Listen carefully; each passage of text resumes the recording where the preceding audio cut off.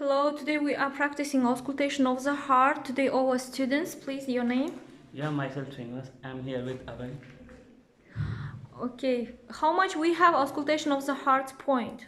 There are 5 points. First point, please listen. First point, it's the metal rope. Mm-hmm. It's located on 5th intercostal place from the mid-clavicular line. Okay, inside how much? 1.5 centimeter. 1.5 centimeter. And then aortic valve on the 2nd intercostal space of the right side. Okay.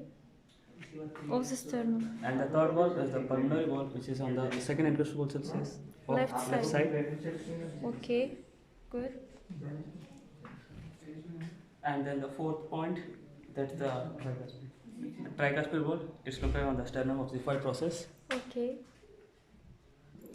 And the fifth point, here we go, by both canna airbag that's located on the left side in the third intercostal space. Knee the sternum.